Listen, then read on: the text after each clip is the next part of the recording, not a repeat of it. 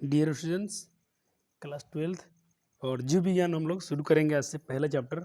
और ये मेरा पहला क्लास 12th के लिए पहला वीडियो होगा और उम्मीद करता हूँ कि मैंने आपके लिए बहुत से मेहनत किया है और ये मेरे नोट्स और लेक्चर आपको पसंद आएंगे और इसमें आपको शायद कोई डाउट नहीं बचेगा। इसके अलावा आपका इसमें देखिए, मेरे पढ़ाने तरीके क्या होगा, मैं एनसीईआरटी बेस्ड पढ़ाने वाला हूँ।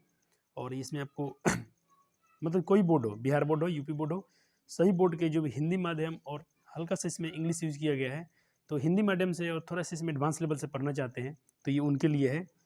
इनफैक्ट सीबीएसई बोर्ड भी अगर थी हिंदी माध्यम का है तो उनके लिए भी है। तो सही बोर्ड क्लास के लिए है, सिर्फ ये बिहार बोर्ड के लिए नहीं है। और इसमें आपको बता दूं कि मेरा पढ़ाने का तरीका होगा, आप एनसीईआरटी से आपके पास बुक होना चाहिए, क्योंकि इसमें साथ साथ हम लोग एनसीईआरटी की बुक को भी रीडिंग करेंगे और उस पर जो भी उस पर उसके जितने टॉपिक हैं उसको हम लोग कंसेप्ट को क्लियर करेंगे। तो कंसेप्ट को पढ़ते पढ़ते हम लोग एक बार एनसीईआरटी रीड करना जरूरी है, तो आपके पास एनसीईआरटी होना बहुत जरूरी है। तो चलिए शुरू करते हैं। अब क्लास 12th का पहला चैप्टर पहले देख लेते हैं। इस चैप्टर में हमको टोटल चैप्टर पढ़ने कितने हैं। तो इसमें अपना ये रहा सिलेबस। इकाई 6 से दिया है, अर्थात इकाई 5 तक अपने क्लास 11th में पढ़ लिया होगा। अब बिल्कुल 11th पढ़ के ही आपको 12th में आना चाहिए। और अपने 11th नहीं पढ़ा तो फिर 12th पढ़ने से आपको कोई ज़्यादा इसमें बेनिफिट होगा नहीं, और होगा भी तो आपको बहुत सारे इसमें थोड़ा परिश्रम करना पड़ेगा। तो देखिए, पहले चैप्टर अपना क्या है, जीवों में जनन, अर्थात इसके हम लोग इस चैप्टर को क्या बोलेंगे, रिप्रोडक्शन इन ऑर्गेनिज्म। ठीक है, जीवों में जनन। क्लास 10 से भी आप जनन चैप्टर पढ़ते आ रहे हैं, वहाँ भी अपने पढ़ा होगा। फिर हमको पढ़ना होगा दूसरा चैप्टर रिप्रोडक्शन में। हमको 4 अध्याय पढ़ने टोटल, जीवों में जनन, पुष्पी पादपों में लैंगिक जनन, मानव जनन और जनन स्वास्थ्य। ये 4 चैप्टर पढ़ने हैं आपको इकाई 6 में। और तो पहले हम लोग इकाई 6 का पहला अध्याय शुरू करेंगे, जीवों में जनन। ठीक है, जो इसमें अपना ही होगा बॉटनी से है। ये चैप्टर बॉटनी में आता है। बायोलॉजी अपने 2 पार्ट में है, तो मैं भी आपको बॉटनी सेक्शन कराने वाला हूँ, क्योंकि इसमें बॉटनी है और ये पहले चैप्टर बॉटनी से ही है। तो नोट्स आपको थोड़ा छोटे अक्षर में दिख रहे हैं, कोई बात नहीं, मैं इसको थोड़ा जूम करूँगा ताकि अक्षर थोड़ा बड़े दिख जाएँ। और क्लास शुरू करने से पहले तो मैं नोट्स पढ़ने से पहले आपको रुकना है। पहले हम लोग थोड़ा देखते हैं चैप्टर में अपना है क्या। पहले चैप्टर पहले अपना हम आपको पढ़ने तरीका, पहले हम लोग थोड़ा किताब पढ़ेंगे बुक रीड करके। तो उसके बाद जो भी इसमें अध्याय पर कॉन्सेप्ट होंगे उसको क्लियर करके फिर अपना नोट्स, हैंड रिटेन नोट्स हमें बनाते चलना है प्लस इसका एमसीक्यू और जो भी बोर्ड में पूछा गया क्वेश्चन अब तक, सारे क्वेश्चन को हम लोग साथ में करेंगे, ऑब्जेक्टिव और सब्जेक्टिव। ज़्यादा अपना ऑब्जेक्टिव फोकस होगा, इसके बाद हम लोग सब्जेक्टिव सीरीज लास्ट में करेंगे। जितना ऑब्जेक्टिव पूछा गया उसको तो हम लोग साथ साथ में करते चलेंगे। तो चैप्टर शुरू होता है आपका जीवों में जन्म। तो इसमें पहले आपको ये रीड करना है चैप्टर। तो मैं आपको पहले थोड़ा सा पहले पढ़ लेता हूँ, फिर आपको पूरा पढ़ना पड़ेगा इसके आगे। ठीक है, देखिए यहाँ पर एक क्वेश्चन ऐसे बनता है लाइफ स्पैन के बारे में। लाइफ स्पैन का मतलब होता है जीवन अवधि। जीवन अवधि होती क्या है, तो इसमें बताया जा रहा है कि कोई भी जीव, कहते हैं कि प्रत्येक जीव कुछ निश्चित समय तक ही जीवित रह सकता है। हम लोग का जीवन, हम लोग का लाइफ स्पैन क्या है, फिक्स है। एक हम लोग का निश्चित अवधि है, एक फिक्स पीरियड है कि हम लोग उतना ही समय तक जीवित रहने वाले हैं। जीव जन्म से उसकी, कोई भी जीव है अगर जन्म से उसकी मृत्यु तक, मृत्यु मतलब कैसे बोला गया, नेचुरल डेथ, यानी प्राकृतिक मृत्यु। यानी हमारा जो बर्थ हुआ है, हमारा जन्म हुआ, उसके बाद से हमारा जो नेचुरल डेथ होगा, उसमें जो जितना दिन हमने जिया है, जितना पीरियड था अपना, वो काल जो है, वो समय जो है, वो क्या कहलाता है, लाइफ स्पैन, अर्थात जीवन अवधि के रूप में हम उसको व्यक्त करते हैं या निरूपित करता है या कहलाता है। तो लाइफ स्पैन का डिफिनेशन मिल गया कि कोई भी जीव एक निश्चित समय, मतलब उसके जीवन रहती है, उसके जन्म से लेकर उसके नेचुरल डेथ तक, ऐसे याद रखिएगा, जन्म से लेकर उसके प्राकृतिक मृत्यु तक, यानी हम बोलेंगे बर्थ से लेकर नेचुरल डेथ तक, जो भी उसका ड्यूरेशन है, पीरियड है, वो क्या कहलाता है, लाइफ स्पैन कहलाता है। फिर भी आपको इसको थोड़ा एक बुक आपको पढ़ना होगा। अभी आपके पास एनसीईआरटी नहीं है, कोई दिक्कत नहीं है, मैं आपको इसको पूरा इधर आपके स्क्रीन के सामने रखा हूँ, आपको इसको एक बार रीड करना है। 5 मिनट 6 मिनट जो भी लगता है रीड कीजिए, क्योंकि आपको जब सब्जेक्टिव क्वेश्चन आंसर करेंगे तो आपको शब्दों के लिखावट में शुद्धिकरण आएगा, तो आप वर्ड शुद्ध लिख कर पाएंगे जब आपने बुक पढ़ा होगा तब। तो बुक पढ़ना सबसे बहुत ज़रूरी होता है। ये आप चाहें तो अपने मोबाइल फ़ोन पे भी इसको ऑनलाइन, ये बार कोड होता है, स्कैन करके, या डायरेक्ट इसके लिए बहुत सारा एप्लीकेशन आती है, वहाँ पर आप एनसीईआरटी को फ्री ऑफ कॉस्ट उसको रीडिंग कर सकते हैं। ठीक है, तो चलिए इसमें एक और बातें क्या हैं, कहता है इसमें आगे कि और बहुत से जीव अनेक, कहते हैं कि बहुत से अन्य जीवों के चित्र प्रस्तुत किए गए हैं इस चैप्टर में। कहते हैं इन चित्रों को देखकर आप इनके बारे में पता लगाकर रिक्त स्थानों को फिल करना है, जीवन अवधि के बारे में लिखना है, उसके जीवन अवधि के बारे में लिखना है, कौन कितना दिन जीवित रहता है। ठीक है, एक पॉइंट एक में आपको दिया गया होगा डायग्राम, इसमें ये आपका ड्यूटी है कि इसमें आपको भरना है कि हाथी कितने वर्ष जीती है, गुलाब का फूल, ये सब दिया है ना, ये आपको भरना है। कुत्ते का लाइफ स्पेन क्या है, तितली क्या है, ठीक है, और कुछ केस में दे दिया होगा और बाकी को आपको भरना है। ठीक है, कछुआ की दे दिया है 100 से 150 साल जीता है, मक्खी का आपको भरना है, बरगद का पेड़ को आपको भरना है। आपको टेंशन लेने की जरूरत नहीं है, मैं आपके लिए सारा काम करके आया हूँ।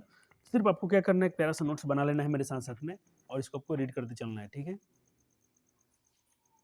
तो देखिए यहाँ पर हो क्या रहा है, पहले हमने पढ़ा जियो, अपना चैप्टर क्या है, रिप्रोडक्शन इन ऑर्गेनिज्म, और ये किस में आता है, बॉटनी में आता है। याद रखिएगा, ये आप लोग बायोलॉजी में बॉटनी पढ़ रहे हैं, अर्थात आप लोग वनस्पति विज्ञान पढ़ रहे हैं। बायोलॉजी दो प्रकार के होते हैं, बायोलॉजी में 2 सेक्शन आते हैं, एक बॉटनी और एक जूलॉजी। तो अभी आप जूलॉजी पर्सन में नहीं है, आप बॉटनी पर्सन में है। जब जूलॉजी आएगा तो मैं आपको वहाँ पर हिंट्स दे दूंगा कि जूलॉजी चैप्टर आता है। वैसे भी अगर आप वनस्पतियों के बारे में पढ़ते हैं तो ये बॉटनी कहलाता है। अगर जंतु के बारे में जिस दिन पढ़ेंगे आप लोग, उस दिन वो कहलाएगा अपना जूलॉजी, जंतु विज्ञान कहलाता है। इसमें हम लोग खासकर पेड़ पौधे के बारे में, एनिमल प्लांट्स के बारे में ज़्यादा अध्ययन करेंगे इस चैप्टर में। तो चलिए, पहले एक पंचानन महेश्वरी के बारे में आपको बुक में लिखा गया है, उनको जो भी पुरस्कार मिला है, जो भी, ये तो आपको वहाँ से भी रीड करके लिख सकते थे, फिर भी मैंने इसको नोट किया है। ये रहा ये है इनके, ये जीवनी से मैं कुछ इनके बारे में लिखा हूँ। देखिए क्या है, सारे चैप्टर पढ़ने जरूरी, क्या हो सकता है कुछ MCQ में आपसे पूछ ले जाए। तो आपको फिगर में दिख रहा होगा पंचानन महेश्वरी, 1904 में डेट ऑफ बर्थ है उनका, 1966 में उनका ये मृत्यु है। तो ये उनको आपको थोड़ा पढ़ लीजिएगा, ये बॉटनी के थे और कहाँ कहाँ पर इन्होंने पढ़ाया, क्या क्या किया, इनके बारे में इनकी जीवन की पूरी विस्तार जानकारी दी गई है, जो मुझे पढ़ना अच्छा नहीं लगता है, क्योंकि इसको आप खुद रीड कर लेंगे तो आपको इसमें सब कुछ NCERT ने इसको एक्सप्लेन करके रखा है, तो ज़्यादा इसमें कुछ समझाने वाला चीज़ नहीं है। ठीक है, इनका जो भी पेशा था, क्या थे, इनके बारे में लिखा गया है। ठीक, इस चैप्टर शुरू होने से पहले था, तो मैंने तो इसको भी नोट्स में अपने लिया है। ठीक है, उनसे कुछ अच्छी सी बातों को मैंने इसमें हाईलाइट कर दिया है, लिख दिया हूँ, तो इसको भी आप नोट बना लेंगे। चलिए, फिर मैंने आपके लिए नोट्स लिखा है कि NCERT अवश्य रीड करें। आपको NCERT बिल्कुल पढ़ते चलना है। बायो में आप चाहते हैं कि पूरा 80 में 80 करने के लिए पूरा 100 में 100 कर सकते हैं बायो में।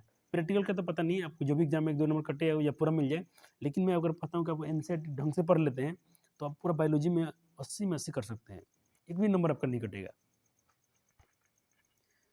तो चलिए, शुरू हो गया अपना चैप्टर। अब पहले मैंने अभी आपको लाइफ स्पेन के बारे में पढ़ा था। लाइफ स्पेन क्या है, जीवन अवधि क्या है, तो लिखा ना, period from birth to natural death. यानी हमने पढ़ा था कि कोई भी जीव है, प्रत्येक जीव के उसके जन्म से उसकी प्राकृतिक मृत्यु यानी नेचुरल डेथ तक की जो अवधि होती है, जो काल होता है, जो समय होता है, उसे हम लोग लाइफ स्पेन अर्थात जीवन अवधि कहते हैं। तो आपको पता होगा लाइफ स्पेन क्या है। दूसरा इसमें आपको याद रखना है, और ये आपको पूरा दिख रहा है ना, चलिए एक मिनट में पूरा पहले कर लूँ, शायद आपको स्क्रीन कट रहा होगा थोड़ा सा, इसको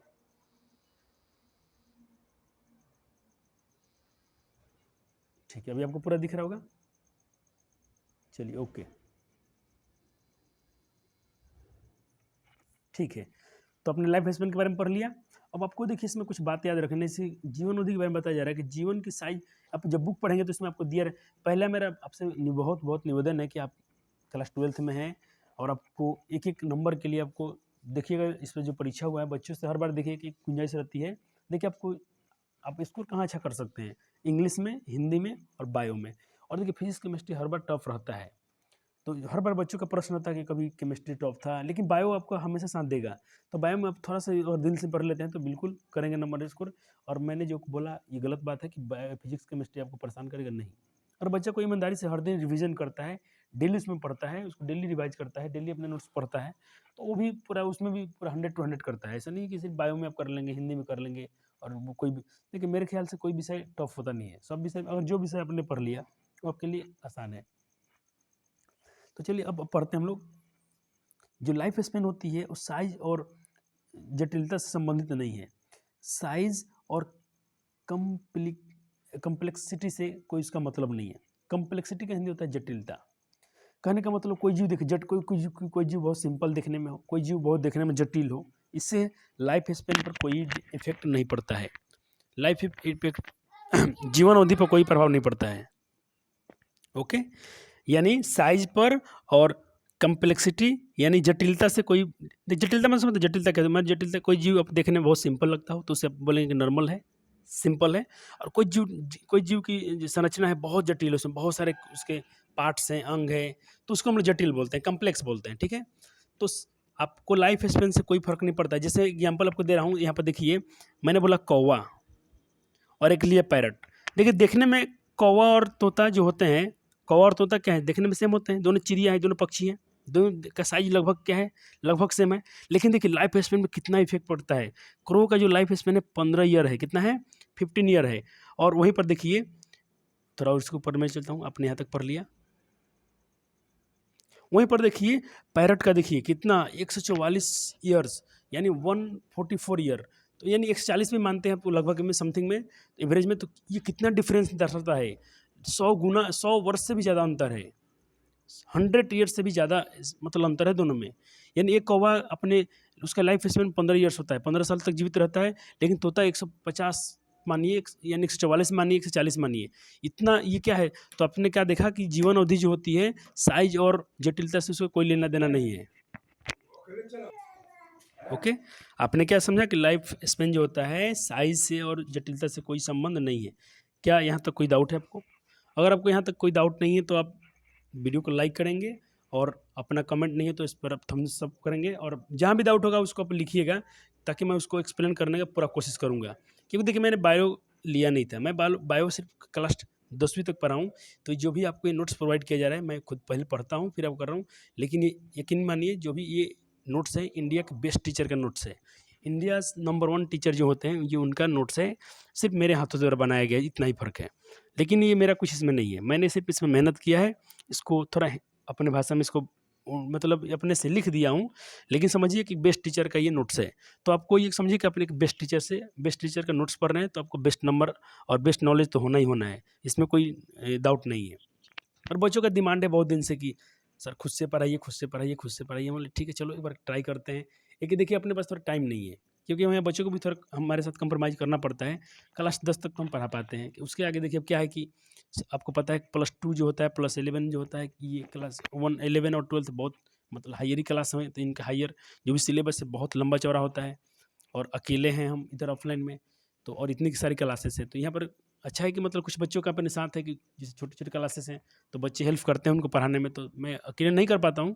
तो ये जो सिस्टम चल रहा है गुरुकुल आश्रम, सिर्फ मैं अकेला नहीं हूँ इसमें, इनमें बहुत सारे मेरे छात्रों का भी सहयोग है, जो आके थोड़ा हेल्प करते हैं, बच्चों को पढ़ाने में सहायता करते हैं। तो ये उनके लिए मेरी तरफ से क्या है, धन्यवाद बहुत सारा, कि वो मेरे साथ क्या करते हैं, हमको थोड़ा सपोर्ट करते हैं वो। और देखिए मतलब जो भी जीवन चलाना है तो इसमें क्या है, देखिए पैसा तो ज़रूरी है लाइफ के लिए, मतलब पूरी फैमिली चलाने के लिए। लेकिन यहाँ ज़्यादा मेरे कोचिंग में ज़्यादा पैसा का कोई प्रायोरिटी है नहीं।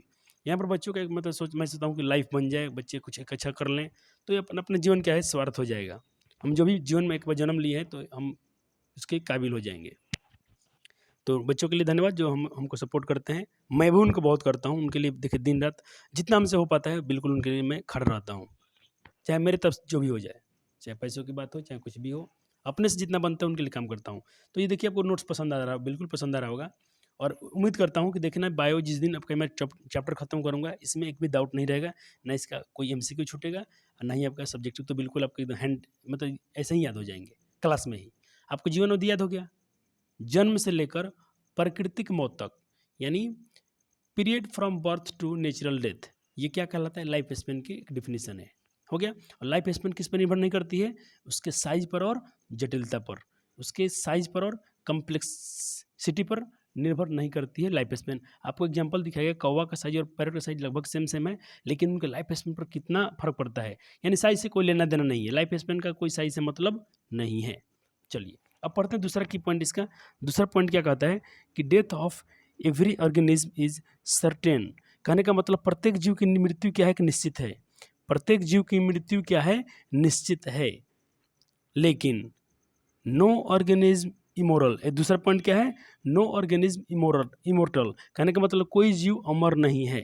लेकिन एक बात और, कहते एवरी ऑर्गेनिज्म इज इमोर्टल, कहने का मतलब प्रत्येक जीव क्या है, मरणशील है, कोई जीव अमर नहीं है, और प्रत्येक जीव की मृत्यु क्या है, फिक्स है। ये आपको की पॉइंट आपको इस लाइफ स्पेन से रिलेटेड याद रखना है, याद क्या रखना है, ये आप जानते ही हैं। लेकिन चलिए अब मैंने कहा कोई जीव, सब जीव की मृत्यु फिक्स है, लेकिन अपवाद है, एक जीव नहीं मरता है। अपवाद। एक्सेप्शन क्या है? एक्सेप्शन ये कहता है, एक्सेप्शन का हिंदी अपवाद होता है। अपवाद ये कहता है कि जो यूनिसेलुलर ऑर्गेनिज्म होते हैं, अर्थात एक कोशिकीय जीव जो होता है, जिसमें एक कोशिका होता है, सिंगल सेल होता है, वो जीव कभी उनकी मृत्यु नहीं होती है। तो क्या है, ऐसा क्या होता है? आपने एक अमीबा का नाम सुना होगा, AMOEBA, अमीबा। इसको हम लोग अमीबा बोलते हैं। थोड़ा इंग्लिश में लिखने का तरीका ऐसा ऐसे, इस इंग्लिश में, हिंदी ऐसे लिखते हैं हम लोग। आपको इंग्लिश में हर बार देखिए, इसमें बहुत सारा आपको इंग्लिश दिखाई दे रहा होगा। ये आपके भविष्य के लिए, आपके फ्यूचर के लिए आपको इंग्लिश की तरफ मूव करना चाहिए। अब अगर इंग्लिश में आप नहीं पढ़ेंगे तो आपका आने वाला जो भी आपका टारगेट है उसमें आप अधूरे रह जाएंगे। जब भी आपका कोई कम्पिटिटिव एग्जाम है, कोई अपने सपना देखा हो, कोई आपका लक्ष्य होगा, आपके सारे इंग्लिश में होने वाले हैं। तो मैंने पूरा कोशिश किया इसमें बच्चे को पूरा हर चीज़ जिसका इंग्लिश आपको आना चाहिए उसको मैंने यहाँ पर नोट किया हूँ। आपको टेंशन लेने की ज़रूरत नहीं है। जैसे अब मैंने कहा कि सब जीव मरते हैं, आपने देखा, लेकिन एक जीव है जो नहीं मरता है। कौन है वो? Unicellular organism. इसको आप सिंगल सेलुलर भी बोल सकते हैं। यूनि मतलब सिंगल होता है, ठीक है? तो सिंगल सेल वाले ऑर्गेनिज्म कहिए, यानी एक कोशिकीय जीव कहिए। देखिए जैसे इसमें क्या होता है, वो मरते कैसे नहीं है? जैसे मान लीजिए अमीबा हो गया, उसका एक सेल है। आपने पढ़ा होगा अमीबा में क्या होता है? बाइनरी फिजन होता है। पढ़ा ना क्लास 10th में आपने? अमीबा में कैसे जनन जनन होता है? द्विखंडन होता है कि नहीं होता है? Binary fission. तो उसमें होता क्या, देखिए एक ही सेल है, वो 2 बार में बँट गया, तो ये बचा ही कहाँ? ये था एक, 2 बन गया खुद, तो मरा ही नहीं ना। उसका 1 सेल था, वो 2 ऑलरेडी बन गया। फिर ये क्या करेंगे, एक दिन जिस दिन ये अपना जनन करेंगे, ये वाला अमीबा जनन करेगा, इसमें से खुद बन जाएगा 2। ये मरता नहीं है, खुद 2-2 बन जाता है नया-नया।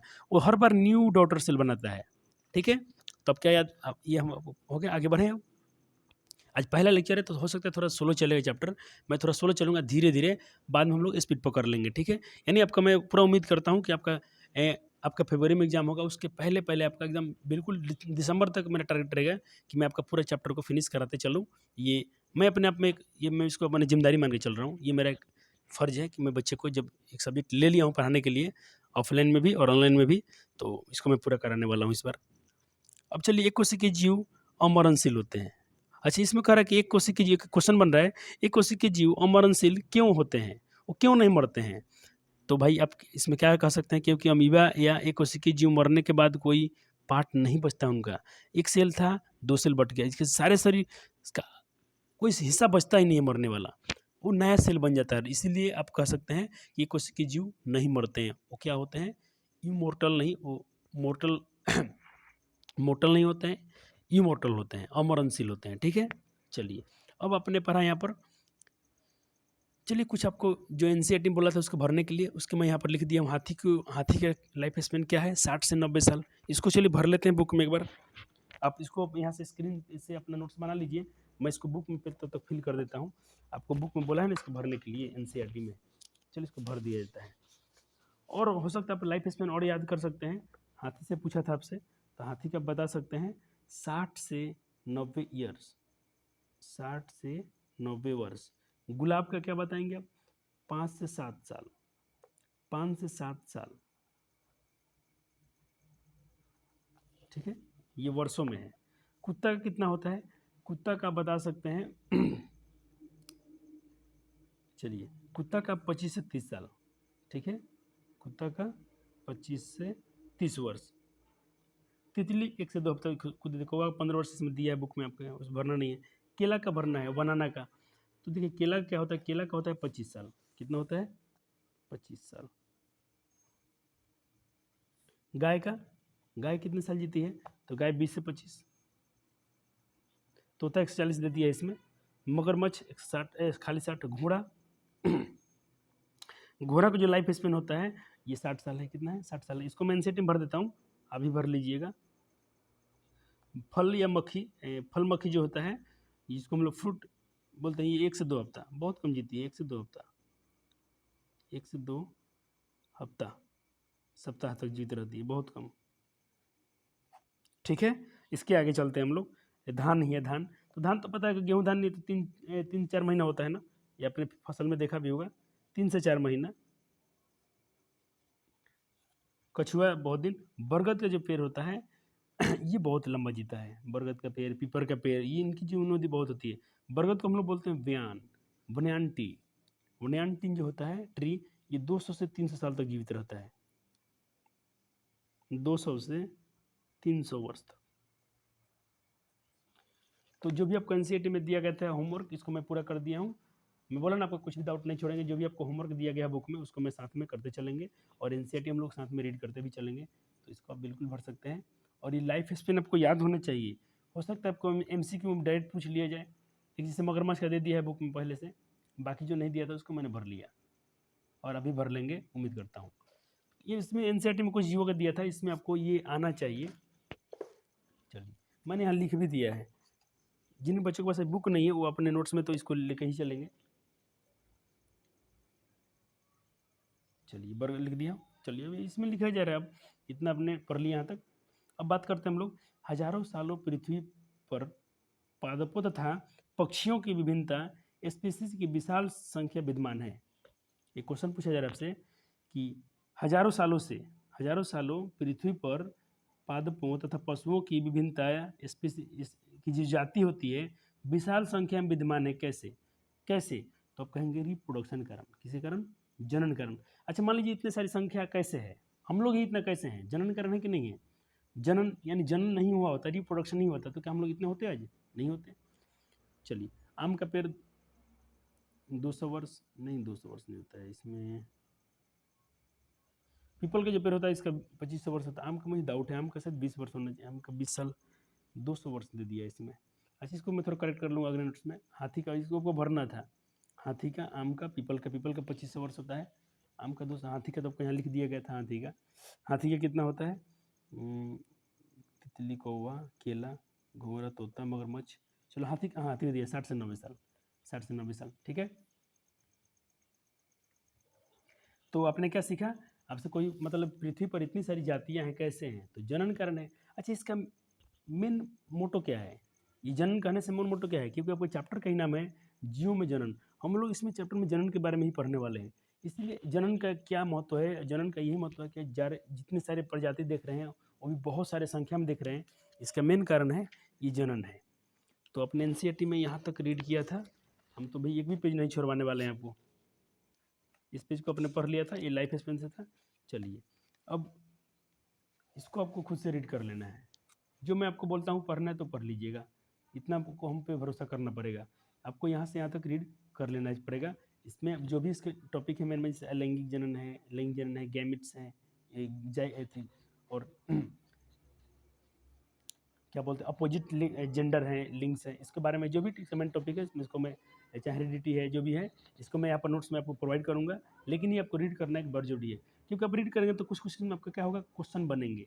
जैसे यहाँ पर बात करें परिपक्वता का, यानी मेच्योरिटी की, जो भी मेच्योर कब होते हैं कोई भी जीव, तो जब आप इसको पढ़ेंगे तब ना आपको समस्या आएगा तो उसका निवारण है। तो पहले आप समस्या तो आप क्रिएट कीजिए। समस्या क्रिएट कब होता है? जब इसको पढ़ेंगे तब, ठीक है। आपको यहाँ से यहाँ तक रीड करना है, बाद में हम लोग और सेक्सुअल रिप्रोडक्शन के बारे में पढ़ेंगे। पहले आपको यहाँ तक रीड कर लिया है। चलिए, अब चलते हैं हम। लेकिन मैं अगर पूरा इसको लाइन बाय लाइन पढ़ के यहाँ करूँगा तो बहुत समय लग जाएगा, ठीक है ना। तो आप, और ऐसा कोई पढ़ाता भी नहीं आपको, लेकिन मैं तो आपको ईमानदारी से ना बता रहा हूँ, उतना पढ़ लीजिएगा। तो चलिए, आपने क्या पढ़ा कि जीव, इतने सारे जीव इस धरती पर कैसे हैं? तो क्या आपका आंसर क्या था? जनन कारण। तो what is reproduction, what is जनन? जनन है क्या? तो जनन आपने पढ़ा होगा कि जनन एक जैविक प्रक्रिया है के रूप में परिभाषित किया जा सकता है, जिसमें एक जीव अपने समान बच्चा या संतति उत्पन्न करता है। संतान मतलब ऑफस्प्रिंग, ऑफस्प्रिंग मतलब होता है संतति, संतान, ठीक है। तो कोई भी जीव अपने समान संतान उत्पन्न करता है, पैदा करता है, उसे हम लोग जनन कहते हैं। अपने समान कहने का मतलब, मनुष्य होगा तो मनुष्य का बच्चा होगा, गाय होगी तो गाय का बच्चा होगा, कुत्ता होगा तो कुत्ते का बच्चा होगा, छिपकली होगी तो छिपकली का बच्चा होगा, मच्छर से मच्छर का बच्चा आएगा। यानी जो जीव होगा उसके समान, ठीक है ना। एक न्यू इंडिविजुअल पैदा होगा। न्यू इंडिविजुअल का मतलब हो गया एक नया बच्चा पैदा होगा, एक नया व्यक्ति का उसमें जन्म होगा, उससे हम लोग बोलेंगे जनन। तो ये अपना डेफिनेशन रहा है रिप्रोडक्शन का। अब देखिए इसमें क्या है, लाइफ साइकिल ऑफ बर्थ, यानी जो जीवन चक्र है कैसे चलता है। तो जीवन चक्र क्या है? जीवन चक्र में देखिए, मान लें हमने हमारा जन्म हुआ, बच्चे का जन्म हुआ, फिर उसकी ग्रोथ हुई, वृद्धि हुई, फिर एक लास्ट में एक सेक्शन क्या आता है, मृत्यु होती है। बच्चा जन्म हुआ, बढ़ा, वृद्धि हुआ, एक एज में आया, उसके बाद बुढ़ापा आया, लास्ट में उसकी क्या हुई, डेथ हुई। ये क्या है? जीवन चक्र है। अब तक इसमें होता क्या है, संतान बढ़ती है, जो अपने पढ़ा था ना, परिपक्व यानी मेच्योर होती, फिर उससे मेच्योर होती है, और फिर वो अपने समान नई संतान पैदा करता है, और इस प्रकार जन्म, वृद्धि, और मृत्यु का चक्र चलते रहता है। देखिए फिर से, कोई जीव जन्म लिया, उसमें ग्रोथ हुआ, डेवलप किया, बच्चा वृद्धि हुई, ग्रोथ हुआ, बाद में मेच्योर हुआ। देखिए मेच्योर कहने का अर्थ है कि देखिए अगर आज हमारा जन्म हुआ है, कोई बच्चा आज जन्म लिया है, तो वो आज सेक्सुअली रिप्रोडक्शन नहीं कर सकता है। वो आज किसी बच्चे को जन्म नहीं दे सकता। कोई लड़की है, कोई लड़का है, मान लीजिए अपने घर में 2 बच्चे हैं, एक छोटा बच्चा है, एक छोटी बच्ची है, चाहे छोटे-छोटे कोई भी बच्चा है, कोई भी एक जीव का बच्चा है, जिस दिन उसका जन्म हुआ, उसके जन्म से ही या 1-2 दिन बाद वो खुद बच्चा पैदा नहीं कर सकता है।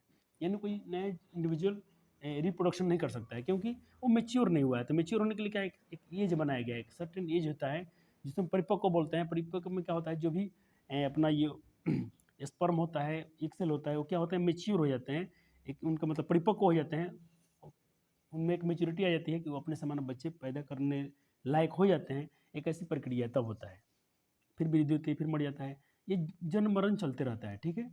अगला पॉइंट आपको पढ़ते हैं इसमें हम लोग नोट्स में, अपने नोट्स के द्वारा। ये नोट्स इंडिया का सबसे बेस्ट नोट्स है, इसमें आपको कोई शक नहीं करना चाहिए। आप पढ़ के देखिए, आप एक बार तो करके देखिए, फिर देखिएगा ऐसा नोट्स आपको कहीं मिलेगा नहीं। इसको बनाने में कम से कम मुझे 12 दिन 15 दिन लगता है। अभी तो एक चैप्टर का भी आपका बनाया हूँ, तो इसमें भी कुछ पार्ट बाकी है, यानी 1 दिन और हमको लग जाएगा इसमें। इतना कम से कम 8-10 दिन भी रहा हूँ एक चैप्टर को नोट्स करने में। सिर्फ आंसर क्वेश्चन ऐसा कुछ आपको टॉपिक नहीं पढ़ाया जा रहा है इसमें। देखिए रिप्रोडक्शन क्या है कि पीढ़ी दर पीढ़ी प्रजातियों की निरंतरता यानी कंटिन्यूटी ऑफ स्पीसीज को सक्षम बनाता है। अगर देखिए ये रिप्रोडक्शन नहीं होता तो निरंतरता नहीं आती, क्वांटिटी ऑफ स्पीसीज नहीं होता, यानी प्रजातियों में निरंतरता नहीं होता, वही प्रजाति विलुप्त हो जाता है। ये रिप्रोडक्शन ही है कि सही प्रजाति का यहाँ पर अस्तित्व को बचा के रखा है। अगला पॉइंट है अपना कि जीवों का निवास स्थान, इसका आंतरिक शारीरिक विज्ञान और कई अन्य कारक सामूहिक रूप से इसके जनन के लिए रिस्पॉन्सिबल हैं, यानी उत्तरदायी हैं। रिस्पॉन्सिबल मतलब उत्तरदायी। तो जनन के लिए क्या क्या उत्तरदायी है, जनन के लिए क्या क्या उत्तरदायी है, तो जनन के लिए उत्तरदायी बता रहा है जीवों का निवास, यानी उनका हैबिटेट्स, वो कहाँ रहते हैं, उनका आंतरिक इसका आंतरिक शारीरिक विज्ञान, उनका शरीर का जो इंटरनल साइंस है कैसा है, और कई अन्य कोई अदर फैक्ट्स सामूहिक रूप से इसके जनन के लिए क्या होते हैं, रिस्पॉन्सिबल होते हैं। यानी देखिए निवास कहाँ रहते हैं जरूरी है। मान लीजिए कि जो कोई जीव का एक निवास है, उसका लिए कि उस सिचुएशन में ही, उस सिचुएशन में वो जनन कर सकता है, तो उसके लिए निवास चाहिए, उसके लिए वातावरण चाहिए, ठीक है। ये सारे जनन के लिए क्या है, रिस्पॉन्सिबल है, उत्तरदायी हैं। चलिए अब बात करते हैं जैसे अपने कुत्ते देखा, हमने कुत्ते हमें जैसे हम एक वैसे अपने बहुत एक बात को नोटिस किया होगा, जैसे अपने अपने इलाके में हम लोग तरफ जो डॉग्स होते हैं, डॉग्स उनका देखिए ना, अपने जो अपना ये नवंबर दिसंबर का मंथ होता है, उसमें ज़्यादा उनका मतलब जो भी उनका रिप्रोडक्शन का एज आपने मैक्सिमम उसी समय में देखा होगा। जैसे हमने देखा कि मैंने अपने जीवन में महसूस किया है ऐसा कि जो भी डॉग्स होते हैं उनका जो रिप्रोडक्शन का जो एक समय मुझे दिखा है, उस ठंडी का मौसम में दिखा है, नवंबर दिसंबर में दिखा है। मैंने कभी नहीं देखा कि मतलब मई में जून में कुत्ते मतलब जो अपने जो देसी डॉग्स हैं, बच्चे कुत्ते हैं, उन्होंने कोई बच्चे को जन्म दिया हो, ऐसा हमने कभी फील नहीं किया है। पता आपने देखा हो तो उसको ज़रूर कमेंट कीजिएगा कि आपने क्या इसमें से बात, तो ये आपने देखा उसमें एक समय एक मौसम के बारे में आ रहा है, उनके एक जो हैबिट्स है वो कि उसमें क्लियर रिस्पॉन्सिबल हो रहा है। आगे है कि किसी व्यक्ति को जीवित रहने के लिए जनन करना आवश्यक नहीं है। ज़रूरी नहीं, मान लीजिए कोई बच्चा रिप्रोडक्शन नहीं करता है, जनन नहीं करता तो मर जाएगा, ऐसा नहीं है। वो रिप्रोडक्शन करे या ना करे, इससे कोई फ़र्क नहीं पड़ता है। रिप्रोडक्शन क्या है, खाली संतति की मतलब प्रजाति की मतलब एक बनने के लिए ज़रूरी है। कोई जीव अगर जनन नहीं करेगा तो मर नहीं जाएगा। आपने बहुत सारे इंसान को देखा होगा अपने गाँव में कि उनके मतलब उन्होंने शादी, उनका विवाह नहीं हुआ है, फिर भी क्या वो जीवित नहीं है क्या? बिल्कुल जीवित है और जीवित रहेंगे। मतलब रिप्रोडक्शन से उनको कोई फ़र्क नहीं पड़ता। जनन से कोई लाइफ से जनन से कोई लेना देना नहीं है। अगला पॉइंट है कि विभिन्न प्रकार के जीव विभिन्न प्रकार की जनन प्रक्रिया को अपनाते हैं। तो बात आएगी कि भाई जन्म प्रक्रिया, विभिन्न प्रकार की जन्म प्रक्रिया अपनाते हैं, तो कौन कौन सी जन्म प्रक्रिया है, तो यहाँ पर आपका क्वेश्चन बनेगा टाइप्स ऑफ रिप्रोडक्शन, कि जनन के कितने प्रकार हैं। इसका हिंदी क्या हो गया, जनन के कितने प्रकार होते हैं भाई। तो आपने पढ़ा हुआ क्लास 7 से ही, क्लास 8 से ही पढ़ते आ रहे हैं आपकी। जनन 2 प्रकार के होते हैं, एक अलैंगिक जनन और एक लैंगिक जनन, यानी सेक्सुअल रिप्रोडक्शन और एक सेक्सुअल रिप्रोडक्शन। यहाँ पर मैं आपको एक साइन दिखा रहा हूँ, ये आपको याद होना चाहिए, जब बायो के छात्र हैं तो आपको पता होना चाहिए। ये साइन है, ये मेल गैमेट का साइन है। किसका साइन है, मेल गैमेट। और ये जो साइन आपको दिख रहा होगा ये वाला, ये फीमेल गैमेट का साइन है। किसका साइन है, फीमेल गैमेट का साइन है। तो ये आपको साइन याद रखने हैं। हम लोग जहाँ यूज, अगर ऐसा यूज किया गया तो समझ लीजिएगा कि मेल का गैमेट है, मेल का युग्मक है, और नीचे वाला फीमेल का गैमेट है। तो आपने पढ़ा कि भाई हर जीव अलग अलग जनन प्रक्रिया अपनाते हैं। तो अब इसको हम लोग यहाँ पूरे अच्छे से पढ़ेंगे। तो पहले इनमें थोड़ा सा हल्का सा डिफरेंस देख लेते हैं कि लैंगिक जनन में और अलैंगिक जनन में क्या डिफरेंस है, क्या अंतर है। तो देखिए अलैंगिक जनन में क्या हो रहा है कि अलैंगिक जनन को हम लोग एपोमिक्सिस भी कहते हैं, अपोमिक्सिस भी कहते हैं। एपोमिक्सिस का हिंदी होता है कि मिलना या संलयन युग्मक गैमेट का, ठीक होता है, मिलना होता है, ठीक है। ये सॉरी हम पढ़ रहे हैं, हाँ लैंगिक जनन पढ़ रहे हैं। देखिए ये कहता है कि ये क्या होता है, अपोमिक्सिस क्या है, कहता है एक तरीका है जिसमें दूर दूर तक अवे फ्रॉम, मतलब दूर दूर तक मतलब गैमेट्स का फ्यूजन नहीं होता है। आपने क्या सीखा, अलैंगिक जनन में गैमेट्स का कोई दूर दूर तक मतलब मिलने का कोई रिश्ता नहीं होता है, गैमेट्स नहीं मिलते हैं, युग्मक का संलयन नहीं होता है, बोले तो फर्टिलाइजेशन इसमें नहीं होता है। संलयन में देखिए युग्मक का संलयन ही क्या कहलाता है, फर्टिलाइजेशन कहलाता है, निषेचन कहलाता है। यानी अपोमेक्सिस होता है, एक्सेक्सुअल असेक्सुअल रिप्रोडक्शन कैसा होता है, अपोमेक्सिस होता है। कहने का मतलब इसमें गैमेट्स का संलयन नहीं होता है, ठीक है। या इसको आप कह सकते हैं सोमैटोजेनेसिस रिप्रोडक्शन होता है। इसका दूसरा नाम क्या है, असेक्सुअल रिप्रोडक्शन का दूसरा नाम क्या है, सोमैटोजेनिक रिप्रोडक्शन। ये अभी आपको थोड़ा हल्का बता रहे हैं, बाद में इसको हम लोग डिटेल्स में जब भी आपका ये लिखने के लिए आपका बोर्ड का एग्जाम देंगे तो उसको भी लिखना पड़ जाए कि लैंगिक जनन में अलैंगिक जनन में अंतर बताइए या किसी एक का डिफिनेशन लिखिए, तो आपको ये सब बारे बात उसमें आपको चिपका देना है। बिल्कुल आपका 100 में 100 नंबर मिलेगा। ऐसे क्वेश्चन के आंसर में एक भी नंबर मार्क्स आपका कटने नहीं जाएंगे। चलिए अब पढ़ते हैं हम लोग सेक्सुअल रिप्रोडक्शन के बारे में। इसमें क्या कहता है, देख सेक्सुअल उसको अपने क्या कहा, एपोमेक्सिस। इसको बोलते हैं एम्फीमेक्सिस। एम्फीमेक्सिस यानी इसका हिंदी होता है उभय संयोग। इसमें क्या होता है, both male gametes and female gametes fuses together. इसका हिंदी हो गया कि मेल गैमेट और फीमेल गैमेट एक दूसरे से फ्यूजेस करते हैं, संलयन करते हैं। इसमें अपने क्या पढ़ा कि संलयन नहीं करते हैं, और इसमें मेल गैमेट फीमेल गैमेट आपस में संलयन करते हैं। और इसका दूसरा नाम क्या है, जर्मिनल, इसीलिए इसे हम लोग जर्मिनल रिप्रोडक्शन भी कहते हैं। इसको अपने अब चलिए इस बात को आप समझ गए। देखिए पहले आपको लिखने में नहीं भेज जाना है, पहले मेरी बातों को सुनेंगे, समझेंगे, और उसके बाद नोट्स बनाइए, मज़ा आएगा आपको बिल्कुल। और बायो से मैं बोलता हूँ कि आपको पहली बार इतना मतलब शायद मैं अपने तरफ से पूरा बेस्ट दे रहा हूँ, पूरा 100 में 100 करके दे रहा हूँ। अब पता नहीं, देखिए पढ़ाने का तरीका अलग होता है और बच्चों का पढ़ने का तरीका अलग होता है। अब आपको ये बातें मेरी कितनी दिल तक पहुंच रही है, कितना आप इसको समझ पा रहे हैं, ये आप पे निर्भर करता है। लेकिन मैं अपने तरफ से पूरा 100 में 100 देने की कोशिश कर रहा हूँ कि मैं जैसे मैं पढ़ा हूँ, जिससे मुझे डाउट होता था, मैं अपने को एक विद्यार्थी के रूप में लेके चल रहा हूँ कि मैं भी एक स्टूडेंट्स हूँ और मैं पढ़ रहा हूँ। मैं यहाँ पढ़ा नहीं रहा हूँ, मैं पढ़ रहा हूँ, ऐसा फील करके ये नोट्स प्रोवाइड कर रहा हूँ। और आपको जो भी मैं मतलब दे रहा हूँ, मैं पढ़ाने के लिए नहीं आया हूँ, मैं पढ़ने के लिए आया हूँ। तो मुझे पूरा उम्मीद है कि ये आपको बातों बिल्कुल पसंद आ रहा होगा। और नोट्स आप बिल्कुल अब दिखा लीजिएगा अपने टीचर से। ये नोट्स में कोई डाउट नहीं है, कोई इसमें मतलब कोई भी इसमें आपको समस्या नहीं मिलेगा। टीचर बिल्कुल उल्टा में खुश हो जाएंगे और आपसे आपकी तारीफ भी करेंगे कि आपने कितना अच्छा नोट्स प्रिपेयर किया है। अब बात करते हैं हम लोग अलैंगिक जनन के बारे में। क्या है ये आपने पढ़ लिया, देखिए इसमें तो बचपन से जानते आ रहे हैं। ये अलैंगिक, देखिए इसमें लिंग भाग नहीं लेता है। अलैंगिक इसमें जो लिंग होता है भाग नहीं लेता है। कहने का मतलब इसीलिए इसका नाम एक ऐसी प्रक्रिया है जिसमें एक ही माता पिता, इसमें सिंगल पेरेंट ही नए संतति उत्पन्न कर सकते हैं। जिससे आपने अभी मैं देखा था ना, एक ही अभी मैंने खुद 2 बच्चे पैदा कर लिया, तो उसमें कोई मतलब फीमेल मेल गैमेट और फीमेल गैमेट से कोई रिश्ता नहीं है। अब बात करते हैं इसका पॉइंट में, इसकी विशेषता क्या है, अलैंगिक की विशेषता क्या है। देखिए इसकी विशेषता बताए कि पहला है कि इसमें केवल एक ही जनक यानी वन पेरेंट होता है, इसलिए इसे एक पक्षीय अर्थात इसे हम लोग यूनिपेरेंटल कहते हैं। इसकी एक विशेषता है, इसके फीचर्स है। आप क्या पढ़ रहे हैं, फीचर्स ऑफ असेक्सुअल रिप्रोडक्शन, यहाँ पूरा लिख लीजिएगा। रिप्रोडक्शन मेरे पास थोड़ा स्पेस कम था, मैंने नहीं लिखा है, रिप्रोडक्शन आप पूरा लिख लेंगे, ठीक है, मैं शॉर्ट में लिख दिया हूँ। चलिए पहला फीचर पर आपने एक ही होता है इसमें। चलिए दूसरी विशेषता इसका पढ़िए। अब दूसरा विशेषता क्या है, नोट्स आपको पूरा दिख रहा होगा ना क्लियर, क्योंकि अभी मैं थोड़ा इसको रात में शूट कर रहा हूँ, फिर भी मुझे मेरे कैमरे में तो पूरा बिल्कुल आ रहा है क्लियर। तो आप आपको भी क्लियर आना चाहिए। अगर आप में क्लियर नहीं जा रहा है तो आप थोड़ा वीडियो क्वालिटी थोड़ा हाई क्वालिटी पे कर लीजिएगा, आपको बिल्कुल पसंद आएगा। अब दूसरा इसका फीचर्स बताया जा रहा है कि युग्मक जो होते हैं इसके, यानी जो जो इसका युग्मक निर्माण होता है, यानी गैमेट फॉर्मेशन होता है के साथ साथ या उसके बिना, लेकिन युग्मक संलयन अनुपस्थित होता है। देखिए इसमें गैमेट फॉर्मेशन होगा भी, नहीं भी होगा।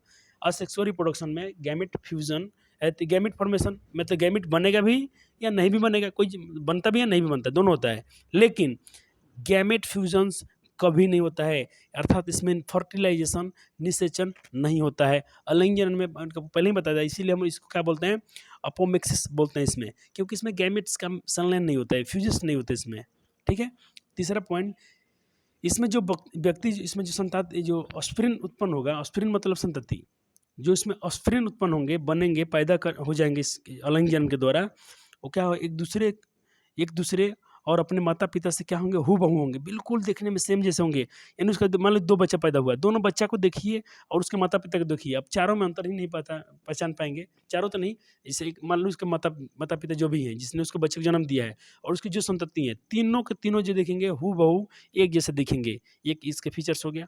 और चौथा पॉइंट, इसमें ऑलवेज माइटोसिस होता है, याद रखना आपको, अलैंगिक जनन में ऑलवेज माइटोसिस होता है। माइटोसिस मतलब समसूत्री विभाजन होता है। समसूत्री का मतलब जितना पिता में उसका गैमेट था उतना ही बच्चों में आ गया, इसीलिए देखने में सेम होते हैं, क्लोन जैसे लगते हैं, इसीलिए उन्हें क्लोन भी कहा जाता है। और चलिए, आकारीय तथा आनुवांशिक यानी मोर्फोलॉजिकली एंड जेनेटिकली रूप से समान होते हैं, इसीलिए उन्हें क्लोन कहा जाता है। भी प्रश्न है ये आपके ये बोर्ड एग्जाम के लिए पूछा जाता है कि व्हाट इज क्लोन, क्लोन क्या है। तो आपने क्या पढ़ा इसमें कि जो, देखिए आकारीय रूप से, हिंदी में कहना है तो कहिएगा आकारीय रूप से, और जो भी अलैंगिक जन्म में उत्पन्न संतान जो होते हैं, संतति होता है, वो आकारीय रूप से और आनुवांशिक रूप से एक समान होता है, इसीलिए उसे हम लोग उन्हें क्लोन कहते हैं। क्या कहते हैं, क्लोन कहते हैं। और इंग्लिश में उसको हम लोग क्या बोलते हैं, आकारीय को मोर्फोलॉजिकली एंड जेनेटिकली रूप से समान जीवों के समूह को क्लोन कहा जाता है। ठीक है। चलिए छठा की पॉइंट देखेंगे अब, कहता है, थोड़ा इसको, चलिए नहीं कट रहा वीडियो, आपको पूरा दिख जाएगा। चलो चलिए, अब छठा आपने क्या देखा इसमें, छठा विशेषता क्या है, ये जनक जो होते हैं विशिष्ट या विशिष्ट भागों के माध्यम से हो सकता है। कहते हैं इसमें जो पेरेंट्स के जनक जो होते हैं, ये विशिष्ट भागों के माध्यम से हो सकते हैं, कोई पार्ट से भी बच्चा पैदा हो सकता है। सातवां, यह जीवों के विभिन्न समूहों जैसे एल्गी, फंजाई, यानी एल्गी मतलब कहते हैं शैवाल, कवक, बैक्टीरिया डॉट डॉट डॉट में हो सकता है, व्यापक रूप से होता है। कौन, असेक्सुअल रिप्रोडक्शन। अगला 8वां पॉइंट कि असेक्सुअल रिप्रोडक्शन एक सरल, सिंपल और क्विक विधि है, मतलब बहुत सिंपल है और तुरंत हो जाता है। इसमें अगर असेक्सुअल रिप्रोडक्शन में कोई बच्चे को जन्म करना है तो इसमें समय नहीं लगता है, बहुत फास्ट होता है और सिंपल होता है। सिंपल और फास्ट कह सकते हैं आप इसको, सिंपल और क्विक में लिखा है, क्विक और फास्ट भी बोल सकते हैं। मेथड है ये, बहुत जल्दी और साधारण है, आसानी से होता है और जल्दी होता है सेक्सुअल रिप्रोडक्शन। अब बात करते हैं इसकी, तब जब इसका इतने सारे फीचर्स हैं तो अब इसके टाइप्स कितने होते हैं भाई, अब पढ़ते आ रहे हैं सारे क्लासेस में। तो हम लोग इसमें क्या कवर करने वाले हैं अपने क्लास 12th में, बाइनरी फिजन, बर्डिंग यानी मुकुलन, स्पोरुलेशन यानी बीजाणु जनन या बीजाणु जनन कहिए इसको, बीजाणु समाधान या बीजाणु जनन कहिए, और एक पढ़ेंगे हम लोग खंडन विधि यानी फ्रेगमेंटेशन, और एक पढ़ेंगे वेजिटेटिव रिप्रोडक्शन या पोपुलेशन। ठीक है ना, इसको हम लोग कायिक प्रबंधन भी कहते हैं। ठीक है, तो अभी समय है, चलिए थोड़ा सा इसको और कर ले, आज हम लोग बाइनरी फिजन कर लेते हैं और अगले लेक्चर में, नहीं चलिए इसमें कर लेते हैं, छोटे छोटे पार्ट्स तो हैं, अपने बिल्कुल 8वीं क्लास में पढ़ा होगा, 9th क्लास में, 9th 10th में पढ़ा होगा, तो इसमें समय ज़्यादा नहीं जाएगा। बाइनरी फिजन क्या होता है, कहता है कि इसमें यह जो होता है इसको डिटेल्स में पढ़ना हो तो क्लास 10th वाले नोट्स को मेरे प्रीफर कर सकते हैं। तो मैं आपको थोड़ा सा दिखा रहा हूँ, इसको आपको लिखना नहीं है। देखिए मेरे क्लास 10th का नोट्स है, आपको बिल्कुल कितनी हैरानी होगी कि आपको क्लास 10th में इतना हाई लेवल का पढ़ाया गया बायोलॉजी कि जब भी बच्चे क्लास 10th में, जिस दिन 12th में जाएंगे, इनको समस्या नहीं होगा, बहुत हाई लेवल से पढ़ाया गया है। देखिए अलैंगिक के प्रकार यहाँ दिया गया है, एक बाइनरी फ्यूजन होता है, मल्टीपल फ्यूजन, बर्डिंग, मेंटेंशन और स्पोर फॉर्मेशन यानी बीजाणु जनन